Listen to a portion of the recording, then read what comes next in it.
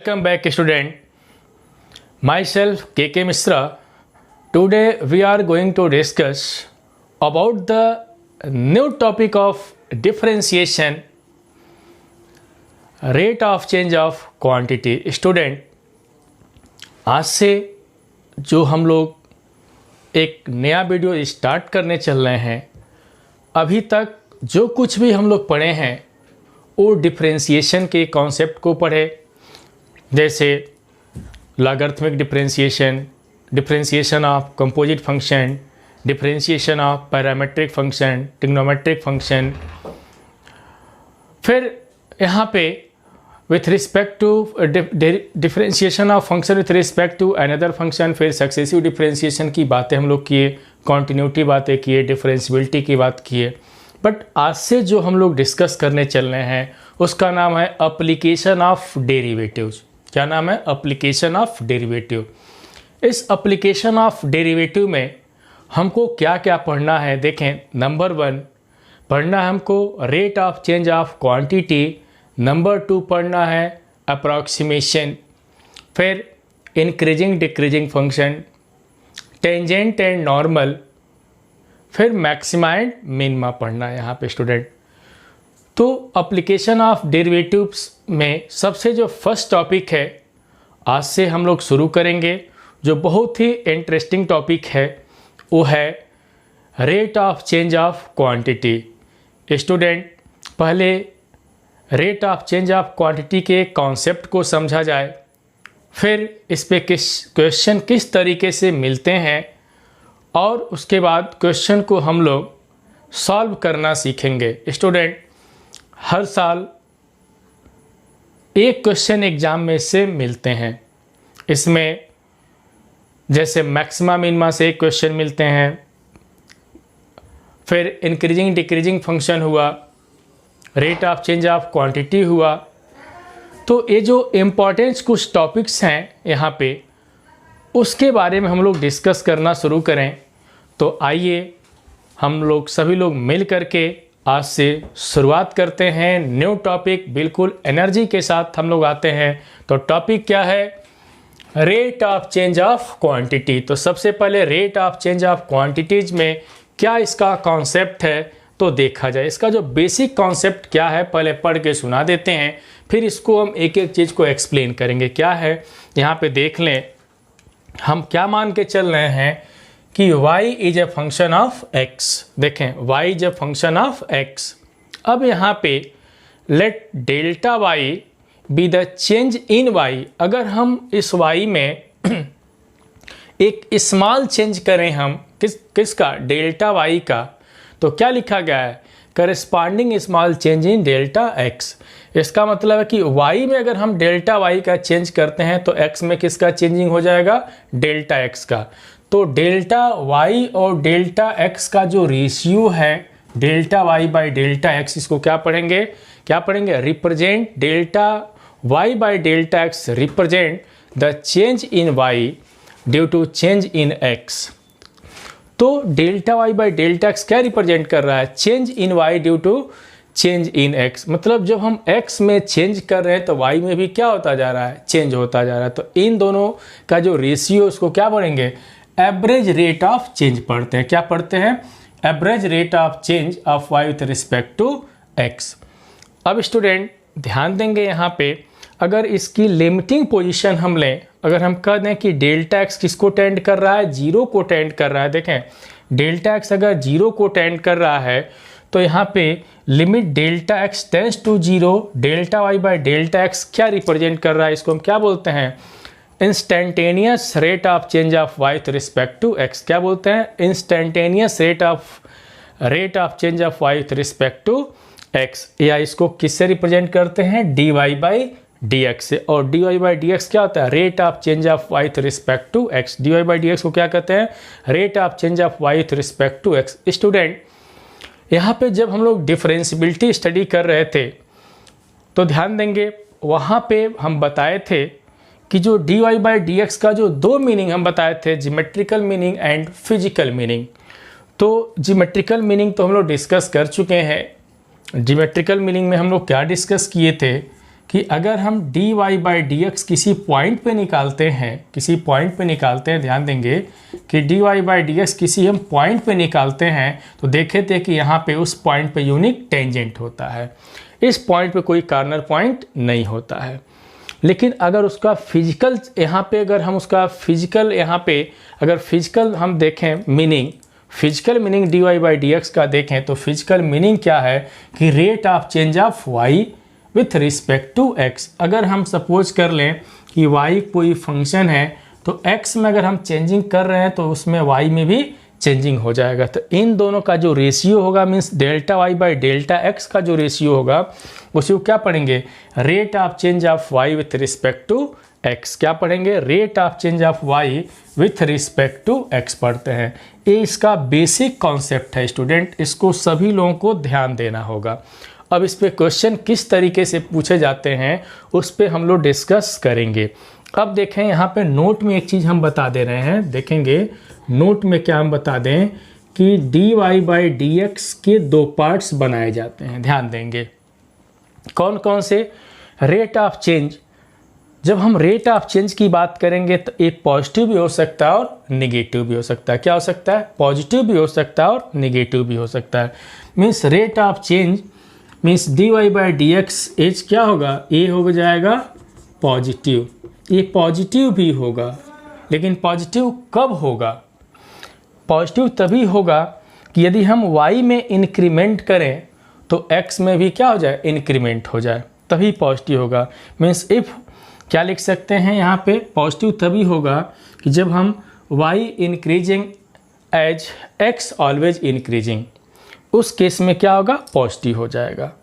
हम लिख देते हैं कि अगर हम y में क्या करते हैं, y एज इंक्रीजेज, ध्यान देंगे y एज यहाँ पे increases as x as increases, x as increases, x as यहाँ पे देख लें क्या होगा, इंक्रीजेज। तो अगर x y में इंक्रीमेंट हो रहा है तो x में भी इंक्रीमेंट हो, या ऐसे कह सकते हैं कि अगर x बढ़ाने पे y भी बढ़ता हो, अगर x इंक्रीज कर रहा तो y भी अगर इंक्रीज करे तो इस केस में जो रेट ऑफ चेंज होगा क्या होगा, पॉजिटिव होगा। ये निगेटिव भी होता है, ध्यान देंगे ये निगेटिव भी होता है, लेकिन कब, जब y एज डिक्रीजेज, ध्यान देंगे y as decreases as x as increases, ध्यान देंगे x एज इंक्रीजेज, यहाँ पे ध्यान देंगे। इसका मतलब है कि अगर हम x में इंक्रीमेंट कर रहे हैं तो y भी, तो देखें अगर x को बढ़ा रहे हैं तो y में क्या हो, y डिक्रीज करे। तो इस केस में dy बाई डी एक्स का जो रेशियो होगा, जो रेट चेंज होगा, क्या होगा, नेगेटिव होगा। स्टूडेंट इस नोट को बहुत अच्छे तरीके से देखना है कि rate of change of positive भी होता है और नेगेटिव भी होता है। पॉजिटिव कब होगा कि जब x को इंक्रीज करे तो y भी इंक्रीज हो जाए। नेगेटिव कब होगा, जब x को इंक्रीज करें तो y क्या हो जाए, डिक्रीज हो जाए। तो उस केस में रेट ऑफ चेंज ऑफ जो भी होता है यहाँ पे, rate of change of y with respect to x क्या होगा, नेगेटिव होगा। और rate of change of y with respect to x क्या होता है, पॉजिटिव होता है। जब दोनों इंक्रीज का सेंस हम लेते हैं तब यहाँ पे। तो कुल मिला के स्टूडेंट यहाँ पे बस इसका अभी तक जो भी हम लोग कुछ पढ़े थे, आज से हम लोग इसका फिजिकल मीनिंग स्टार्ट करते हैं। यहाँ पे rate of change of quantity में फिजिकल मीनिंग ही हम लोग इसका देखेंगे। देखें rate of change of y with respect to x। चलिए हम लोग यहाँ पे क्या देखे हैं एक बार और समझा देते हैं। सपोज कर लें कि y is a function of x, तो इसमें हम क्या कर रहे हैं, अगर हम डेल्टा x में इन स्मॉल चेंजिंग कर रहे हैं, देखें अगर डेल्टा x में स्मॉल चेंजिंग कर रहे हैं तो डेल्टा y भी क्या होगा, y में भी देखें अगर x में स्मॉल चेंजिंग कर रहे हैं तो y में भी क्या होगा, स्मॉल चेंजिंग हो जाएगा। तो इन दोनों का जो रेशियो होता है वो क्या रिप्रेजेंट करता है, average rate of change of y with respect to x represent करता है, जिसको किससे डिनोट करते हैं, dy बाई डी एक्स से। और dy बाई डी एक्स मतलब क्या होता है, rate of change of y with respect to x student. तो चलिए अब हम लोग एक सिंपल से क्वेश्चन हम लोग सॉल्व करते हैं। तो देखिए मेरा जो फर्स्ट क्वेश्चन है उसको देखा जाए स्टूडेंट, तो ध्यान देंगे।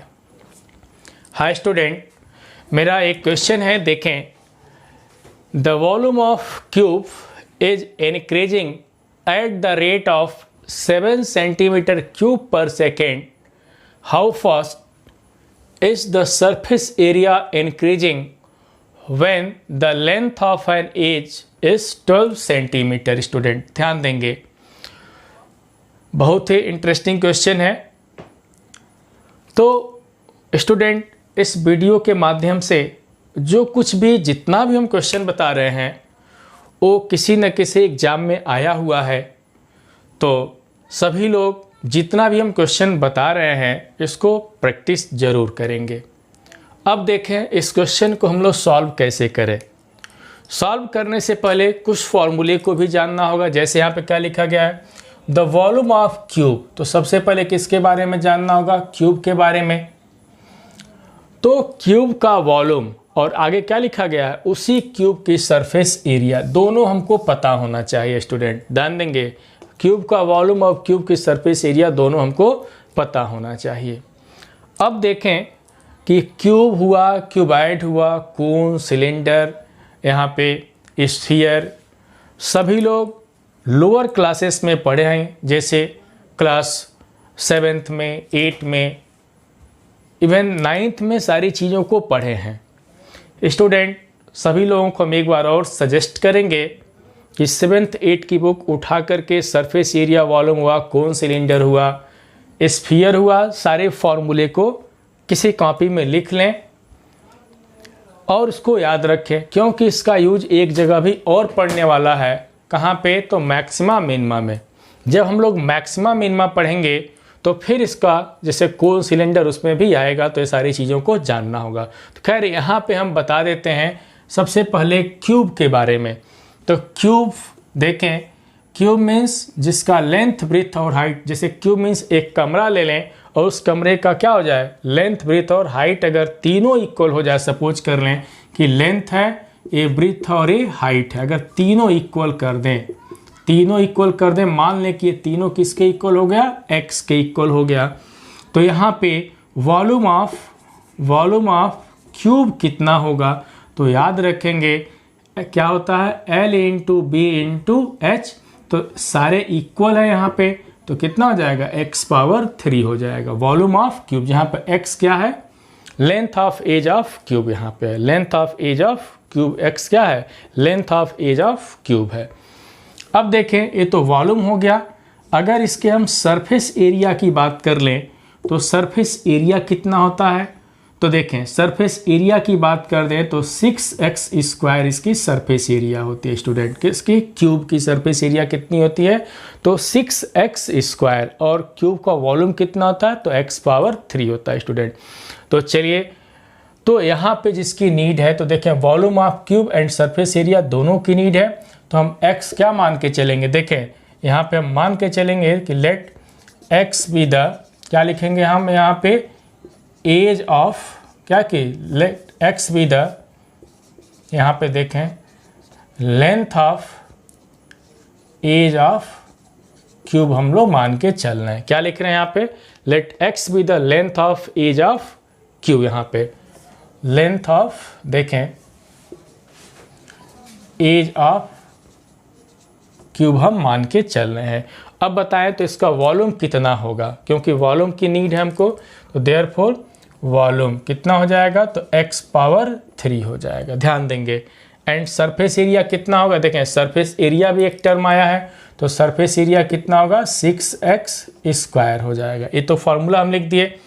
अब क्वेश्चन क्या है उसको ध्यान दें। क्या लिखा गया है, the volume of cube is increases at the rate of this. एक गिवन कंडीशन है। गिवन क्या है, गिवन ये है कि कोई क्यूब है उसका वॉल्यूम किस रेट से इंक्रीज कर रहा है, 7 सेंटीमीटर क्यूब पर सेकेंड से इंक्रीज कर रहा है। कौन, तो उसका वॉल्यूम। तो गिवन कंडीशन हो गया। तो हमको क्या प्रूफ करना है यहाँ पे कि जो उस क्यूब का जो सरफेस एरिया है, देखें उस क्यूब का जो सरफेस एरिया है वो भी इंक्रीज, कितना इंक्रीज करेगा कि जब उसके एज को कितना कर दिया जाए, 12 सेंटीमीटर कर दिया जाए। मतलब कि x की वैल्यू अगर हम 12 सेंटीमीटर रख देते हैं तो उसकी सरफेस एरिया किस रेट से इंक्रीज करेगा। तो कैसे करेंगे, ध्यान देंगे हम।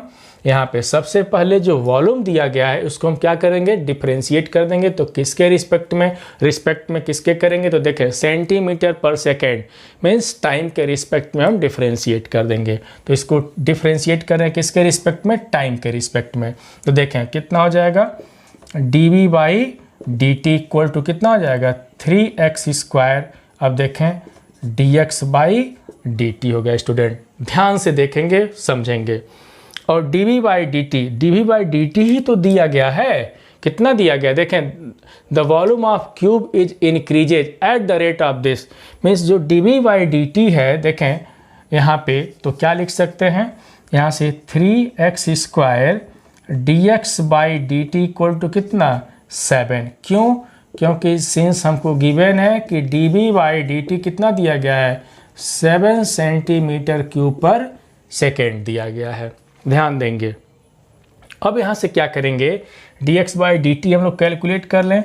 तो dx by d t equal to कितना हो जाएगा 7/3x²। अब हम देखें ये तो वॉल्यूम से इतना मिल गया। अब यहाँ पे सरफेस एरिया की हम बात करेंगे। तो यहाँ पे देखें आल्सो s इक्वल टू कितना दिया गया है 6x²। तो क्या क्वेश्चन है कि सरफेस एरिया का इंक्रीमेंट पूछ रहा है, तो इसका मतलब इसको भी टाइम के रिस्पेक्ट में हम डिफ्रेंशिएट कर देंगे। तो कितना हो जाएगा, देखें ds बाई डी टी तो कितना हो जाएगा 6 2 जा 12x dx बाई कितना हो जाएगा dt। स्टूडेंट इतने सारे चीज़ों को हम डिफ्रेंशिएशन में डिस्कस कर लिए हैं कि यहाँ तक आने का मतलब ये है कि सभी लोग डिफ्रेंशिएशन के बारे में समझ चुके हैं। इसलिए हम एक एक स्टेप यहाँ पे नहीं लिख रहे हैं, चीज़ों को समझा रहे हैं। ठीक है, तो चलिए अब यहाँ पे क्या करेंगे, dx बाई डी टी यहाँ पर हम रखेंगे। कितना है dx बाई डी टी की वैल्यू, तो 7/3x²। तो इसके बाद हम लोग रखते हैं। तो देखें यहाँ पे dx बाई डी टी की जगह पे हम लोग क्या रखें, देखें तो हमको मिला कितना ds बाई डी टी कितना हो जाएगा 12x into dx by d T के जगह पे कितना रख देंगे हम लोग 3x²। तो यहाँ से कितना मिल जाएगा, देखें 4, देखें 4 आएगा यहाँ पे 4 इंटू 7 अपान कितना हो जाएगा, यहाँ पे हो जाएगा x हो जाएगा। ये हो गया dx by ds by d T. लेकिन क्वेश्चन क्या पूछा जा रहा है, देखें 3 4 जा 12 और एक x से कैंसिल हो जाएगा तो ये मिलेगा। अब देखें जो क्वेश्चन क्या पूछा जा रहा है, क्वेश्चन है कि सरफेस एरिया में कितना इंक्रीमेंट होगा अगर उसके एज मीन्स जो लेंथ ऑफ एज है उसको कितना कर दिया जाए 12 सेंटीमीटर कर दिया जाए। तो यहाँ पे dx by d t at किस पॉइंट पे, एट x इक्वल टू 12, तो 12 सेंटीमीटर। तो कितना हो जाएगा स्टूडेंट, ध्यान देंगे तो 4 इंटू 7 बाई कितना हो जाएगा 12, तो ये 3, तो हो जाएगा 7/3। अब यहाँ पे यूनिट लिखना है। S का मतलब क्या होता है, सरफेस एरिया। सरफेस एरिया तो इसका यूनिट कितना होगा, एरिया की बात कर रहे हैं तो सेंटीमीटर², और नीचे कितना है टाइम है तो सेंटीमीटर² पर सेकेंड यहाँ पे हो जाएगा। तो यहाँ पे हम लोगों ने क्या देखा कि ds बाई डी टी किस पॉइंट पे, at x equal to 12 centimetre पे आ गया 7/3 सेंटीमीटर² पर सेकेंड आ गया। इसका मतलब है कि जो उसका जो सरफेस एरिया में जो इंक्रीमेंट होगा वो कितने का होगा 7/3 सेंटीमीटर पर सेकेंड² में का होगा। कब, जब उसके लेंथ को कितना कर दें हम लोग 12 सेंटीमीटर कर देंगे। यहाँ पे देखें जो ds by d T positive आया, इसका मतलब इंक्रीज कर रहा है, उसकी सरफेस एरिया इंक्रीज कर रही है, मतलब 1 सेकेंड में कितना 7/3 सेंटीमीटर² इंक्रीज कर रहा है स्टूडेंट। तो चलिए एक सिंपल सा क्वेश्चन हम लोग सॉल्व किए हैं। हम एक क्वेश्चन और करके बताते हैं। मेरा अगला क्वेश्चन ध्यान देंगे। वेलकम स्टूडेंट, देखें क्या है, अ लैडर, ध्यान देंगे, a ladder 5 metre long is leaning against a wall, full stop, the bottom of the ladder is pulled along the ground away from the wall at the rate of 2 meters per second. How fast its height on the wall decreasing when the foot of the ladder is 4 centimetre away from the wall. Student चलिए इसको हम समझाते हैं, क्या है question, जरा पहले इसको रफली हम लोग समझें फिर क्वेश्चन सॉल्व किया जाएगा। क्वेश्चन क्या है कि एक सीढ़ी है, ध्यान देंगे लेटर मीन सीढ़ी होता है कि एक सीढ़ी है जिसका लेंथ कितना है 5 मीटर लॉन्ग है। एक सीढ़ी है जिसका लेंथ कितना है 5 मीटर है। वो क्या है, एक दीवार के सहारे लगा हुआ है। ध्यान देंगे एक दीवार के सहारे लगा हुआ है। और क्या किया जा रहा है, जब दीवार के सहारे लगा हुआ है, मान लें कि एक सीढ़ी है, देखें मान लें कि यह एक सीढ़ी है, जब हम दीवार के सहारे इसको लगाएंगे, मान लें कि इधर दीवार है, तो ये सीढ़ी का क्या हुआ, बॉटम हुआ और ये टॉप हुआ। तो क्या किया जा रहा है, इसके बॉटम को, ये जो बॉटम है ध्यान देंगे, ये जो बॉटम है इसको हम आगे के तरफ खींच रहे हैं। क्या है, आगे के तरफ हम खींच रहे हैं। देखें इसको हम आगे के तरफ ऐसे खींचेंगे, तो आगे के तरफ खींच रहे हैं। तो कह रहा है कि जब उसको हम आगे के तरफ खींच रहे हैं तो किस रेट से, तो 2 मीटर पर सेकेंड की रेट से हम उसको खींच रहे हैं। तो कह रहा है कि जब इसको हम आगे के तरफ खींचेंगे तो जरा इमेजिन करें, सबके घर अगर बांस वाली सीढ़ी होगी तो एक बार ज़रूर प्रैक्टिकल कर लेंगे अपने अपने घरों में कि एक सीढ़ी को लगा देंगे दीवार के सहारे, और जब दीवार के सहारे लगा देंगे तो क्या करेंगे, इसके बॉटम को हम आगे के तरफ खींचेंगे। स्टूडेंट बस ध्यान देना, ये नहीं किसी को चढ़ा करके खींच देना। क्या करेंगे, आगे के तरफ खींचेंगे। तो ध्यान देंगे जब भी हम आगे के तरफ खींचेंगे तो हाइट वाला जो पोर्शन है जो यहाँ पे लगा हुआ है, यहाँ पे, तो क्या होगा, वो नीचे की तरफ आएगा, नीचे की तरफ आएगा। तो क्वेश्चन यही है कि जब हम उस बॉटम को, जो लैडर का जो बॉटम है, अगर हम 4 सेंटीमीटर खींच दें, ध्यान देंगे अगर 4 सेंटीमीटर है यहाँ पे हम खींच दें, यहाँ पे 4 सेंटीमीटर नहीं है 4 मीटर, स्टूडेंट सॉरी 4 मीटर है, कि अगर हम 4 मीटर अगर हम खींच देते हैं तो कह रहा है कि उसका जो ए वाला जो पोर्शन है, हाइट वाला पोर्शन कितना डिक्रीज कर जाएगा, मीन्स कितना नीचे आ जाएगा। अगर नीचे आएगा तो किस रेट से नीचे आएगा, ये बात समझ में आ गया। तो इसका एक डायग्राम हम बना के समझाते हैं। तो देखें डायग्राम हम कुछ इस तरीके से बनाते हैं, ध्यान देंगे एक खूबसूरत सा डायग्राम हम लोग देखें यहाँ पे, कि देखें डायग्राम यहाँ पे मान लें कि ये दीवार है, यह क्या है, दीवार है। इस पे हम एक सीढ़ी लगा दे रहे हैं, ये मान लें भाई बांस वाली सीढ़ी है, ये बांस वाली सीढ़ी लगा दिए। चलिए सीढ़ी जैसे हम बना दे रहे हैं, ये बांस वाली सीढ़ी लग गया इस पे। ये सीढ़ी एक खूबसूरत सीढ़ी है, देखें बस चढ़ने का मन कर रहा है इस पे। ये एक बांस वाली सीढ़ी है, ठीक है, ये बांस वाली सीढ़ी है। ये इसका कौन सा पोर्शन है, ये बॉटम पोर्शन है और ये इसका टॉप पोर्शन है। और ये क्या है, ये दीवार है। मान लें ये दीवार का कॉर्नर पॉइंट है, ये ग्राउंड है, समझ ले दीवार की हाइट है, क्या है, ग्राउंड है। अब यहाँ पे मान लें कि x है, ये कितना है, y है। ध्यान देंगे x, और इसको क्या मान लेते हैं, y मान लेते हैं। अब देखें यहाँ पे इस पॉइंट पे जहाँ पे सीढ़ी ग्राउंड पॉइंट को टच कर रहा है, सपोज कर ले कि कितना है, a है, और इस पॉइंट को जहाँ पे टच कर रहे है सपोज कर ले कितना है, b है। तो बॉटम से इस दीवार का जो डिस्टेंस है कितना मान लेते हैं हम, x मान लें, कितना मान लें, x मान लें। और जो टॉप से और ये जो डिस्टेंस है इसको हम कितना मान लें, हम y मान लें, कितना मान लें, y यहाँ पे मान लें। अब देखिए यही हमारी सीढ़ी है। क्वेश्चन के अकॉर्डिंग ये जो बॉटम है इसको हम क्या कर रहे हैं, खींच रहे हैं आगे की तरफ। कैसे आगे की तरफ, कैसे पता चला कि लिखा गया अवे फ्रॉम द वॉल। देखो क्या लिखा है, अवे फ्रॉम द वॉल, मतलब कि सीढ़ी को इस दीवार से, ये हमारा दीवार है, इस दीवार से हम इसको, दीवार से हम क्या कर आगे की तरफ खींच रहे हैं, अवे फ्रॉम द वॉल। तो जब आगे की तरफ खींच रहे हैं तो किस रेट से खींच रहे हैं, अगर हम यहाँ से यहाँ तक x मान लेते हैं डिस्टेंस, तो हम आगे की तरफ इसमें जब चेंजिंग करेंगे तो क्या लिखेंगे, डेल्टा x, यहाँ पे dx/dt लिखेंगे, यही ना इंक्रीमेंट है। तो किस रेट से खींच रहे हैं, तो देखिए लिखा गया है कि 2 मीटर, हम 2 मीटर पर सेकेंड के रेट से हम यहाँ पे चल रहे हैं, खींच रहे हैं इसको, ठीक है। यहाँ पे इधर इस साइड में देखें, इस साइड में हम सीढ़ी को खींच रहे हैं। तो देखें तो 100% जब सीढ़ी हम आगे की तरफ खींचेंगे, दीवार से आगे की तरफ खींचेंगे, तो टॉप पोर्शन कहाँ पे आएगा, नीचे की तरफ आएगा। प्रैक्टिकली देख सकते हैं नीचे की तरफ आएगा।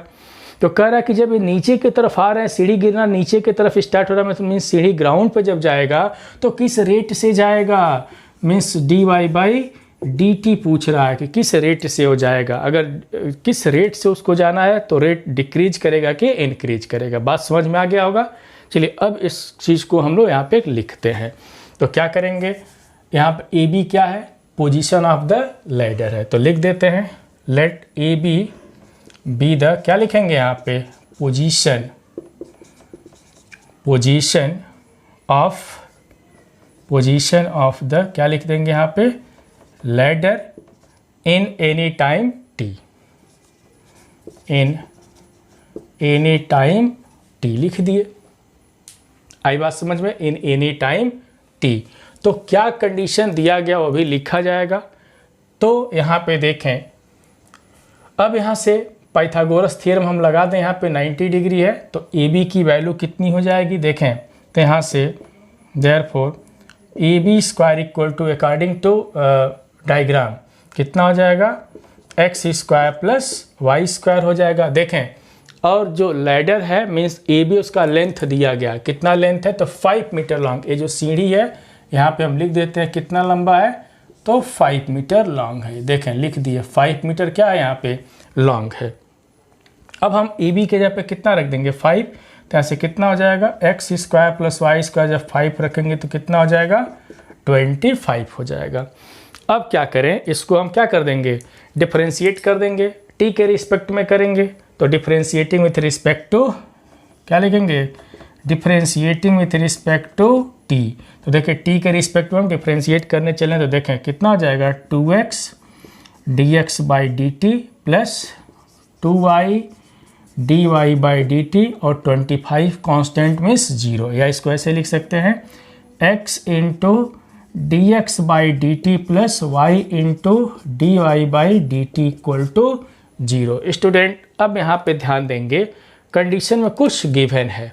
क्या है कि जब हम सीढ़ी को आगे की तरफ खींच रहे हैं तो देखें उसका रेट दिया गया, किस रेट से हम खींच रहे हैं, देखें लिखा है ladder is pulled along the ground away from the wall, ground के ही लॉन्ग हम खींच रहे हैं तो किस रेट से 2 मीटर पर सेकेंड। तो यहाँ पे देखें dx/dt कितना दिया गया है 2 मीटर पर सेकेंड से हम इस साइड में खींच रहे हैं।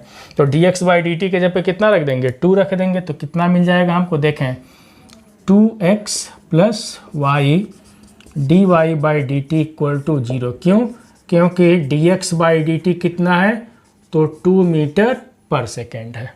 अब इसके बाद हम कैलकुलेशन यहाँ पे करते हैं, ध्यान देंगे यहाँ पे कैलकुलेशन करें तो देखें dy/dt कितना हो जाएगा। तो देयरफॉर देख सकते हैं यहाँ पे dy/dt इक्वल टू हम लोग कैलकुलेट कर सकते हैं 2x/y माइनस 2x/y। देख सकते हैं कि dy/dx कितना होगा माइनस 2x/y। अब हम यहाँ पे क्या करेंगे, देखिए कंडीशन अप्लाई करेंगे। कंडीशन क्या है यहाँ पे ध्यान देंगे, कंडीशन यहाँ पे है कि यदि हम इस लैडर को ध्यान देंगे, अगर इस लैडर को इस दीवार से 4 मीटर की दूरी पे कर दें, मीन्स x की वैल्यू यदि हम 4 ले लें तो y कितना हो जाएगा। मीन्स अब कंडीशन है यहाँ पे when x equal to 4 metre हम ले लें, देखें लिखा गया x इक्वल टू 4 मीटर, तो देयरफॉर y कितना हो जाएगा, तो y इसमें हम रख देंगे इक्वेशन नंबर फर्स्ट में। तो y कितना हो जाएगा 25 माइनस 16। देख सकते हैं x के जगह पे 4 रखेंगे तो 4 का स्क्वायर कितना होगा 16, तो 25 minus 16 then y equal to यहाँ से कितना हो जाएगा, यहाँ से स्क्वायर रूट ऑफ 9, तो यहाँ से y इक्वल टू कितना हो जाएगा 3 मीटर। अब इसमें हम रख दें तो यहाँ से देख सकते हैं कि देयरफॉर dy/dt इक्वल टू तो -2 इंटू 4 और y कितना आ गया, y के जगह पे कितना रख दिया हम 3, तो यहाँ से लिख सकते हैं dy/dt इक्वल टू कितना -8/3 और यहाँ पे यूनिट कितना होगा मीटर पर सेकेंड। तो ये देखें यहाँ पे क्या शो कर रहा है कि जो dy/dt है क्या हो गया नेगेटिव हो गया, dy/dt क्या हो गया नेगेटिव हो गया। इसका मतलब है कि जब हम लैडर को आगे की तरफ खींच रहे हैं, मीन्स इंक्रीज कर रहे हैं, तो उसका हाइट क्या हो रहा है, डिक्रीज हो रहा है। भाई प्रैक्टिकली भी देख सकते हैं, जब सीढ़ी को आगे की तरफ खींचेंगे तो उसका हाइट क्या होगा, डिक्रीज होगा। तो किस रेशियो से होगा, यहाँ पे 8/3 मीटर पर सेकेंड। तो हम कह सकते हैं यहाँ पे क्या, यहाँ पे height of the ladder is decreases at the rate of, किस रेट से, 8/3 मीटर पर सेकेंड। तो हम लिख सकते हैं यहाँ पे कि हेंस क्या लिख सकते हैं, यहाँ पे हाइट ऑफ द लैडर लिख सकते हैं, हाइट ऑफ द क्या चीज़, लैडर एज डिक्रीजेज, क्या लिख सकते हैं, as decreases at the rate of 8/3 metre per second. देखें स्टूडेंट, यहाँ पे जब डिक्रीजेज हम लिख दिए तो यहाँ पे माइनस लगाने की नीड नहीं है। तो देखें ये बहुत ही इंटरेस्टिंग क्वेश्चन है और ये एनसीईआरटी का क्वेश्चन है और इसमें ये क्वेश्चन कई बार एग्जाम में आ चुका है। तो सभी लोग इसको तैयार कर लेंगे और जो तरीका हम बता रहे हैं इस तरीके से क्वेश्चन करेंगे। चलिए हम एक क्वेश्चन और सिखाते हैं, ध्यान देंगे। हाय स्टूडेंट, मेरा जो क्वेश्चन है देखें बहुत ही खूबसूरत सा क्वेश्चन है, ध्यान देंगे कि सैंड, यहाँ पे सैंड इज पोरिंग फ्रॉम, देखें sand is pouring from a pipe at the rate of 12 centimeter cube per second. The falling sand form a cone on the ground in such way that the height of the cone is always 1/6 of the radius of the base.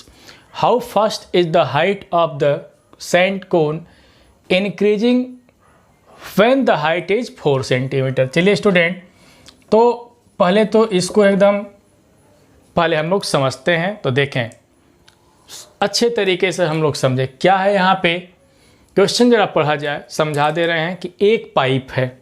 देखें क्या है यहाँ पे, एक pipe मान ले हैं, यहाँ पे ध्यान देंगे, एक पाइप यहाँ पे हम ऐसे लिख देते हैं कि एक, इस तरीके से सपोज कर लें कि एक क्या है, पाइप है, ठीक है।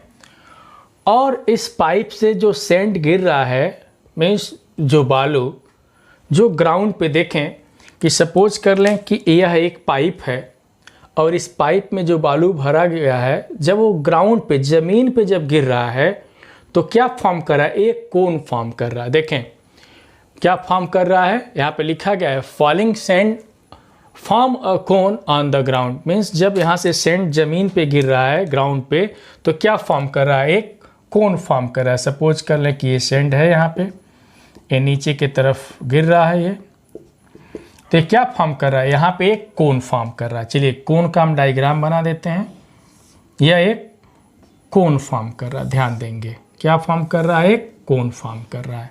एक कहाँ से मिला, तो जो इस पाइप के रास्ते जो बालू गिर रहा है ग्राउंड पे, तो ग्राउंड पे जब गिर रहा है तो वो क्या फॉर्म कर रहा है, एक कोन फॉर्म कर रहा है। अब देखें आगे की बात सोचा जाए, जब कोन फॉर्म कर रहा है तो इसके हाइट किस तरीके से क्या हो रहा है, the height of the cone always 1/6 of the radius, means जो कोन की जो हाइट, जो कोन जब फॉर्म कर रहा है, यहाँ पे जो कोन की जो हाइट है, देखें यहाँ पे जो कोन की जो हाइट है, जो h है वो क्या है, वो हाइट कितना है, 1/6 of the radius of the base, means cone का जो रेडियस है, मीन्स सपोज कर ले r और ये क्या है, हाइट है, तो हाइट कितना है 1/6, मीन्स 1/6 किसके, रेडियस के। तो क्या लिख सकते हैं, h इक्वल टू कितना, 6, h इक्वल टू r/6, या r इक्वल टू कितना लिख सकते हैं, 6 × h लिख सकते हैं।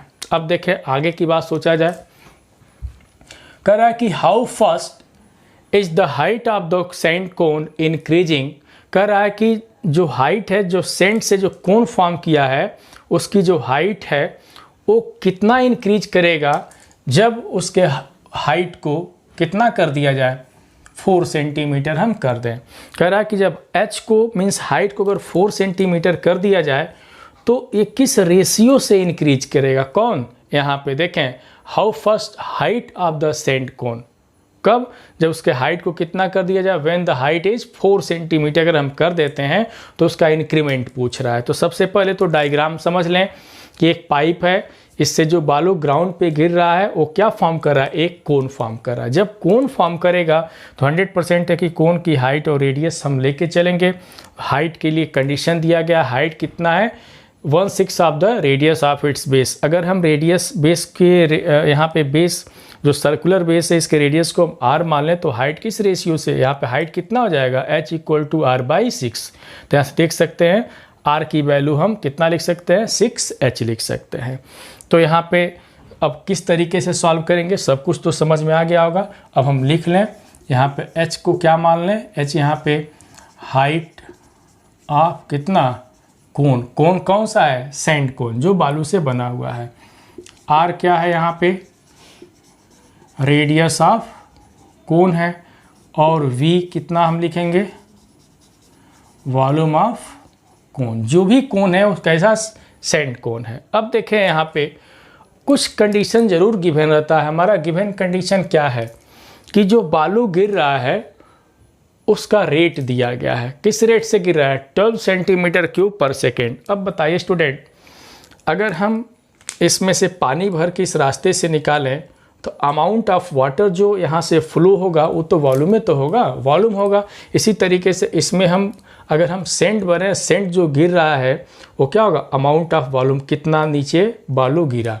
तो अमाउंट ऑफ वॉल्यूम मीन्स वो कौन यहाँ पे क्या होगा, वॉल्यूम की बात अगर करेगा तो वॉल्यूम किसका लेंगे, सेंट का। लेकिन सेंट से कौन, जो एक रेगुलर डायग्राम बना, कौन सा, कोन। तो हम यहाँ पे वॉल्यूम किसका ले लेंगे, कोन का ले लेंगे। क्यों, क्योंकि वो वॉल्यूम यहाँ से जो बालू गिर रहा है उस पाइप से क्या फॉर्म कर रहा है, कोन फॉर्म कर रहा है। इसलिए हम जो वॉल्यूम लेंगे किसका लेंगे, यहाँ पे कोन का वॉल्यूम लेंगे। तो यहाँ से क्या लिखेंगे, वॉल्यूम ऑफ कोन। तो V = बताएं कोन का वॉल्यूम कितना होता है, तो 1/3 πr²। h कितना होता है, 1/3 πr²h। अब देखें यहाँ पे, अब हम क्या करेंगे, देख रहे थोड़ा सा कैलकुलेशन। पाई और r के जगह पे हम क्या रख सकते हैं, कितना, 6h रख सकते हैं। तो इसका स्क्वायर कर देंगे तो 6h whole square into h कितना हो जाएगा, 1/3। ये कितना हो जाएगा, 36। देखें h⁻3, या लिख सकते हैं यहाँ पे 12 πh⁻3। ये हो गया, v हो गया। स्टूडेंट ध्यान देंगे यहाँ पे कहाँ से लिखे हैं कि सिंस r = कितना है, 6h लिखा गया है। अब हम क्या कर देंगे, t के रिस्पेक्ट में डिफ्रेंशिएट कर देंगे। देखें क्योंकि क्यूब पर सेकेंड की बात यहाँ पे आए तो t के रिस्पेक्ट में डिफ्रेंशिएट कर देंगे। तो डिफ्रेंशिएटिंग विथ रिस्पेक्ट टू, किसके रिस्पेक्ट में, t के, तो कितना हो जाएगा, dv/dt। और कितना हो जाएगा, देख सकते हैं 36 यहाँ पे πh² dh/ कितना हो जाएगा, dt हो जाएगा। अब यहाँ पे देखें इसके बाद का कैलकुलेशन, यहाँ पे dv/dt गिवन है, कितना दिया गया है, तो 12। तो इसके जगह पे कितना लिख सकते हैं हम लोग, 12 36 πh² dh/dt। देखें ये लिखा गया है सिंस dv/dt = कितना है, 12 सेंटीमीटर क्यूब पर सेकेंड। ये गिवन है यहाँ पे, ठीक है स्टूडेंट, ये क्या है, गिवन है। तो रख दिए। तो अब देख सकते हैं यहाँ से, तो dh/dt किसके इक्वल हो जाएगा, तो देख सकते हैं 12/36 πh² या 1/3 πh²। अब देखें कंडीशन क्या लिखा गया है, यहाँ पे रेट चेंज किसका पूछा जा रहा है कि how fast height of the sand cone increasing, मतलब उसी का चेंज पूछा जा रहा है। लेकिन कब, जब हाइट को हम 4 कर दें तब। तो यहाँ से देखें dh/dt एट किस पॉइंट पे, h = कितना कर दिया जाए, 4 सेंटीमीटर कर दिया जाए। तो देखें कितना हो जाएगा, 1/3 पाई। अब देखें h के जगह पे 4 रखेंगे तो 4 का स्क्वायर कितना होगा, 16 हो जाएगा। तो यहाँ से कितना मिला हमको, dh/dt एट h = कितना है, यहाँ पे dh/dt एट h = कितना है, 4 सेंटीमीटर यहाँ पे है। तो देखें किसके इक्वल हो जाएगा, तो 1/48 पाई। और यहाँ पे यूनिट कैसे लिखेंगे, h मीन्स हाइट, 1 डायमेंशन में है तो क्या लिखेंगे, सेंटीमीटर पर सेकेंड यहाँ पे हम लोग लिख देंगे। स्टूडेंट यहाँ पे ध्यान देंगे, मीन्स हम लोगों ने क्या कैलकुलेट किए कि जो सेंट जो बालू द्वारा जो सेंड द्वारा जो कोन फॉर्म हो रहा है, उस कोन का जो हाइट है, देखें जब यहाँ पे बालू नीचे गिर तो कोन ऊपर की तरफ बढ़ेगा हाइट। देखें जब ऊपर से हम बालू नीचे की तरफ गिराएंगे तो क्या होगा, हाइट इंक्रीज करेगा। देखें हाइट इंक्रीज करेगा ऐसे। तो वही कर रहा है कि किस रेशियो से हाइट इंक्रीज कर रहा है, यहाँ पे इंक्रीमेंट पूछा गया है। लेकिन कब, कि जब हाइट उसका अगर हम 4 सेंटीमीटर कर दिए तो वही पूछा जा रहा है कि किस तरीके से यहाँ में इंक्रीमेंट हो रहा है। तो कहाँ से इंक्रीमेंट हो रहा है, हाइट का जो इंक्रीमेंट है कैसे है, 1/48 पाई सेंटीमीटर पर सेकेंड से वो क्या कर रहा है, हाइट उसका इंक्रीज कर रहा है। किसका, तो सेंड कोन का। तो स्टूडेंट बहुत ही सिंपल सा क्वेश्चन था, लेकिन सिंपल के साथ साथ अगर हम इसके बारे में कहें तो बहुत ही इंपॉर्टेंट क्वेश्चन है, very very important question to the point of examination. फिर हम एक नेक्स्ट क्वेश्चन के साथ मिलते हैं, ध्यान देंगे। हाय स्टूडेंट, मेरा क्वेश्चन है, देखें the volume of spherical balloon is increasing at the rate of 25 centimetre cube per second, find the rate change of its surface area at the instant when radius is 5 centimetre. Student चलिए पहले इस question को हम लोग समझते हैं। तो देखें बहुत ही सिंपल तरीके से इस क्वेश्चन को हम लोग समझेंगे भी और करेंगे भी, क्योंकि हम पूरा प्रयास करेंगे कि सारे क्वेश्चन सिंपल तरीके से हो जाए। तो यहाँ पे पहले समझा जाए क्या किस तरीके से इस पे हम सोचेंगे। तो वॉल्यूम ऑफ स्फेरिकल बैलून, यहाँ पे देखें जो बैलून है वो किस तरीके का है, स्फेरिकल बैलून है। देखें जो भी बैलून है वो किस तरीके का है, स्फेरिकल। मीन्स जो बैलून है उसका शेप कैसा है, स्फेयर जैसा है, जैसे like as a football, like as a football. तो फुटबॉल क्या है, एक स्फेरिकल बैलून है और उसमें लिखा गया है उसका जो वॉल्यूम है किस रेट से इंक्रीज कर रहा है, 25 सेंटीमीटर क्यूब पर सेकेंड। तो क्वेश्चन क्या पूछा जा रहा है कि find the rate change of its surface area की बात यहाँ पे पूछ दिया है। क्या पूछा गया है, सरफेस एरिया की बात पूछा गया है। तो कि सरफेस एरिया कैसे इंक्रीज करेगा अगर हम रेडियस को कितना कर दें, 5 सेंटीमीटर कर दें। तो सबसे स्टूडेंट दो चीज़ों को यहाँ पे ध्यान देना, महत्वपूर्ण चीज़ें क्या है, पहला स्फीयर, स्फीयर का क्या हमको पता होना चाहिए, वॉल्यूम, और दूसरा उसी यहाँ पे देखें स्फीयर का वॉल्यूम पता होना चाहिए, दूसरा स्फीयर की सरफेस एरिया। दो चीज़ हमको पता होना चाहिए। अगर दोनों चीज़ हमको पता है तो इस क्वेश्चन में दम नहीं है। तो ध्यान देंगे, पहले तो यहाँ पे देख लें स्फीयर की अगर हम बात करते हैं तो स्फीयर, ये सपोज कर लें कि एक स्फीयर है जिसका रेडियस कितना है, r है। तो यहाँ पे इसका वॉल्यूम कितना होता है, तो 4/3 पाई r³ याद रखेंगे। और इसकी सरफेस एरिया जो होती है कितनी होती है, याद है किसी को, सरफेस एरिया जो होता है वो कितना होता है, 4 पाई r² इसकी सरफेस एरिया होती है। स्टूडेंट जरूर ये सारी चीज़ों को याद रखना चाहिए। तो ध्यान देंगे क्या होता है, वॉल्यूम कितना होता है 4/3 पाई r³ एंड सरफेस एरिया कितना होता है 4 पाई r² होता है। स्टूडेंट ये दो चीज़ें अगर याद है तो इस क्वेश्चन को हम लोग सॉल्व कर सकते हैं, जहाँ पे r क्या है, रेडियस है। तो हम क्या मान के चलेंगे, जो बैलून है वो किस शेप का है, एक स्फेरिकल शेप का है, जैसे लाइक है जब फुटबॉल हम पहले ही बता दिए हैं। तो चलिए हम यहाँ पे क्या हम मान के चलेंगे, लेट r बी द क्या, रेडियस, क्या लिखेंगे, let r be the radius of the spherical balloon, let r be the radius of the balloon हम कह दे रहे हैं, सिर्फ सिंपली बैलून और स्फेरिकल बैलून। तो इसका वॉल्यूम कितना होगा, देयरफॉर इट्स वॉल्यूम कितना होगा, यहाँ पे वॉल्यूम कितना हो जाएगा, ध्यान देंगे कितना हो जाएगा, स्फीयर का वॉल्यूम लिखेंगे तो 4/3 पाई r³ हो जाएगा। तो चलिए सबसे पहले जो कंडीशंस दिए गए हैं उस पर हम वर्क करते हैं। तो वॉल्यूम का रेट चेंज निकाला जाए किसके रिस्पेक्ट में, टी के रिस्पेक्ट में। तो इसको हम डिफ्रेंशिएट कर देते हैं। तो देखें तो क्या लिखेंगे, dB/dt कितना हो जाएगा, 4/3 × 3 पाई r² एंड dr/ कितना हो जाएगा, dr/dt। तो यहाँ से देख सकते हैं 3 से 3 कैंसिल, तो 4 पाई r² dr/dt, ये dB/dt हो गया। स्टूडेंट देखें कुछ कंडीशंस जरूर गिवन होंगे। तो गिवन क्या है यहाँ पे, जो वॉल्यूम है यहाँ पे देखिए, volume of spherical balloon is the increasing at the rate of कितना लिखा गया है, 25 सेंटीमीटर क्यूब पर सेकेंड। तो यहाँ पे इसके जगह पे क्या रख देंगे, 25 सेंटीमीटर क्यूब पर सेकेंड हम रख देंगे, मीन्स 25। तो 4 pi r square d r by d t. कैसे, क्योंकि since d v by d t कितना दिया गया है, 25 सेंटीमीटर क्यूब पर सेकेंड दिया गया है। अब हम क्या करेंगे, सिंप्लीफाई करते हैं। तो यहाँ से पहले D r by d T हम लोग कैलकुलेट कर लें। तो देयरफॉर कितना हो जाएगा, d r by d t equal to देख सकते हैं 25 अपान कितना 4 पाई आर स्क्वायर। ये d r by d t की बात की है। अब हम वर्क किस पे करेंगे, इसके सरफेस एरिया पे हम लोग वर्क करेंगे, क्योंकि इसका जो भी इंक्रीमेंट पूछा गया सरफेस एरिया पे ही पूछा गया है। तो अब हम इस पे सरफेस एरिया पे वर्क करने चल रहे हैं। तो अब देखें इसकी सरफेस एरिया की बात हम करते हैं। ध्यान देंगे यहाँ पे, जब भी हम सरफेस एरिया की बात करेंगे यहाँ पे, तो देखें तो आल्सो अब यहाँ से इसकी सरफेस एरिया, तो सरफेस एरिया को हम किससे रिप्रेजेंट कर रहे हैं, एस से। एस मीन्स सरफेस एरिया किसका, स्फीयर का।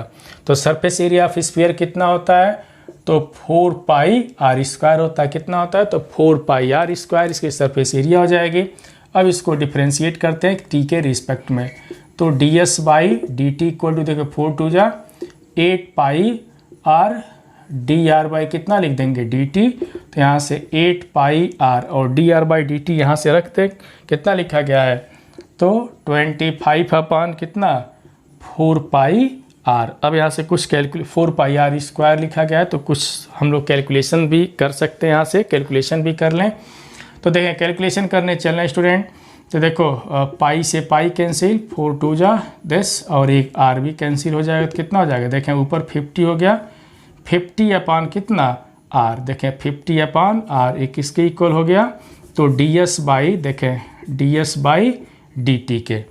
अब देखें कुछ कंडीशन दिया गया है कि जब रेडियस कितना हो जाए 5 सेंटीमीटर हो जाए, तब यहाँ पे सरफेस एरिया में रेट चेंजिंग पूछ रहा है कि किस तरीके से चेंज होगा जाएगा। तो d s by d t at किस पे, आर इक्वल टू कहाँ पे 5 है, 5 सेंटीमीटर पे। तो कितना हो जाएगा 50 बाई देखें यहाँ पे क्या लिख देंगे 5 लिख देंगे तो 10 हो जाएगा। तो 10 कितना, देखें सरफेस एरिया है यहाँ पे, एस मीन्स सरफेस एरिया सेंट, तो कितना हो जाएगा सेंटीमीटर स्क्वायर पर सेकेंड हो जाएगा। तो यहाँ से देखें कि d s by d t equal to कितना हो गया 10 सेंटीमीटर स्क्वायर पर सेकेंड। क्यों, इसका जो सरफेस एरिया के जो यहाँ पे स्फीयर का जो बलून है उसके सरफेस एरिया में इंक्रीमेंट किस तरीके का होगा, 10 मीटर पर सेकेंड से इसमें इंक्रीमेंट हो जाएगा स्टूडेंट। तो ये क्वेश्चन बहुत ही सिंपल था, लेकिन सिंपल के साथ साथ अगर हम कह दें इस क्वेश्चन के बारे में तो बहुत ही इम्पोर्टेंट क्वेश्चन है। चलिए इसके बाद ध्यान देंगे एक क्वेश्चन सिंपल सा हम और लेकर के आ रहे हैं। मेरा नेक्स्ट क्वेश्चन ध्यान देंगे। हाय स्टूडेंट, मेरा क्वेश्चन है the radius of an air bubble is increasing at the rate of 1/2 centimetre per second. At what rate is the volume of the bubble increasing when the radius is 1 centimetre. Student सबसे पहले हम क्या करते हैं, question को पढ़ते हैं, फिर इसको समझाते हैं, और समझाने के बाद तो हम लोग क्वेश्चन सॉल्व करते हैं। तो चलिए क्वेश्चन पढ़ दिए, फिर समझते हैं यहाँ पे क्या क्या लिखा गया है। तो क्या लिखा गया है, the radius of air bubble. पहले तो यहाँ पे एयर बबल्स का मतलब हमको समझना है। बबल मीन्स देखें बूंद होता है, मीन्स बारिश की बूंदें या पानी की बूंदें, तो एयर बबल्स यहाँ पे लिखा गया है। तो जो बबल्स बन रहा है तो उस शेप कैसा होगा, देखेंगे स्टूडेंट जब भी हम एयर बबल्स की बात करते हैं तो यहाँ पे जो शेप उसका होता है एक स्फीयर होता है, एक उसका जो भी शेप होता है वो स्फीयर होता है। ये ज़रूर ध्यान देंगे, एयर बबल का जो शेप होता है वो किस तरीके का होता है, एक स्फीयर होता है। देखें यहाँ पे कहीं भी स्फीयर का नाम नहीं लिखा गया है, लेकिन एयर बबल मीन्स क्या होता है, स्फीयर होता है। यहाँ पे देखें क्वेश्चन क्या है, the radius of air bubbles. तो हम पहले कह दें कि जब एयर बबल्स शेप एक स्फीयर के फॉर्म में होता है तो इसके रेडियस को हम क्या मान लेंगे, आर मान लेंगे। कितना मान लेंगे यहाँ पे, आर। तो रेडियस में किस तरीके का इंक्रीमेंट हो रहा है, यहाँ पे देखें किस तरीके का, the radius of the air bubble is increasing at the rate, मतलब जो रेडियस है जो आर है उसमें इंक्रीमेंट हो रहा है, means D r by d t कितना दिया गया है 1/2 सेंटीमीटर पर सेकेंड दिया गया है। मीन्स क्या लिखा गया, the radius of the air bubble increasing at the rate of this. तो क्या question, at what rate is the volume, किसका, इस जो एयर बबल है इसके वॉल्यूम का क्या पूछा है कि वॉल्यूम का इंक्रीमेंट कैसे होगा, रेट चेंज कितना होगा वॉल्यूम का, जब रेडियस को कितना मान लें हम 1 मान के चलते हैं। तो यदि हम रेडियस 1 ले लें तो इसमें वॉल्यूम में कितना का इंक्रीमेंट होगा। तो स्टूडेंट चलिए इस चीज़ों को हम लोग समझते हैं। तो सबसे पहले एयर बबल्स है, तो air bubbles like as a sphere, then volume of sphere equal to 4/3 pi r cube, हम इसका यूज करेंगे। तो सबसे पहले क्या लिखेंगे, लेट आर बी द, क्या लिख देंगे, radius, let r be the radius of air bubbles, means या radius of air bubbles means क्या, स्फीयर। तो रेडियस ऑफ एयर बबल्स, या हम सीधे स्फीयर हम लिख देते हैं, समझा दिए हैं। तो देखें बस इतना ध्यान देना है, स्फीयर मीन्स क्या, एयर बबल्स होता है यहाँ पे, या air bubbles shape like as a sphere. अब देखें तो सबसे पहले यहाँ पे क्या निकालेंगे, वॉल्यूम। तो वॉल्यूम कितना होगा, तो 4/3 पाई आर क्यूब, इसको किसके रिस्पेक्ट में डिफ्रेंशिएट कर देंगे तो ठीक है, कितना हो जाएगा, dv/dt equal to 4/3 pi into 3r² dr/dt। बहुत सिंपल सा डिफ्रेंशिएशन है, कितना हो जाएगा, 3 से 3 कैंसिल, तो 4 पाई कितना है r² dr/dt, ये हो गया dv/dt हो गया। अब स्टूडेंट यहाँ पे जो लिखा गया उसको भी हम लिख सकते हैं। तो देखें जो लिखा गया है कितना है, dr/dt, तो यहाँ पे dv/dt तो 4 पाई r² एंड dr/dt कितना है, गिवन कंडीशन है तो 1/2 है, तो सिंप्लीफाई कर दें कितना होगा, 2 पाई r² dv/dt हो गया। अब कंडीशन क्या लिखा गया, जब हम r को कितना मान लेते हैं 1, तो यहाँ से वॉल्यूम में इंक्रीमेंट कितना होगा, तो देयरफॉर dv/dt किस पॉइंट पे, at r equal to 1 centimetre अगर हम मान लेते हैं तो कितना हो जाएगा, 2 पाई इंटू 1 मीन्स 2 पाई, और वॉल्यूम है तो कितना हो जाएगा, सेंटीमीटर क्यूब पर सेकेंड, या लिख सकते हैं यहाँ से dv/dt किस पॉइंट पे, at r equal to 1 centimetre, कितना आ गया यहाँ पे हम लोगों ने कितना देखा, तो 2 पाई सेंटीमीटर क्यूब पर सेकेंड, यही इसका वॉल्यूम में इंक्रीमेंट हो जाएगा। स्टूडेंट तो ध्यान देंगे कि जो कुछ भी क्वेश्चन है इसमें हम लोग क्या कर रहे हैं, एक बार क्वेश्चन को हम अच्छे तरीके से रीड कर रहे हैं और उसको क्या कर रहा है, एक रफ वर्क हम इस पर समझा रहे हैं। जब रफ वर्क समझा दे रहे हैं उसमें जो टर्म्स यूज होंगे, जो फॉर्मूले यूज होंगे, सब हम समझाने के बाद फिर उसको सॉल्व कर रहे हैं। तो स्टूडेंट हम उम्मीद करते हैं आज का वीडियो सबको बहुत पसंद आया होगा, तो प्लीज़ लाइक भी करें, सब्सक्राइब भी करें, अपने दोस्तों में जितना ज़्यादा से ज़्यादा शेयर भी करें। फिर हम एक नए वीडियो के साथ मिलेंगे।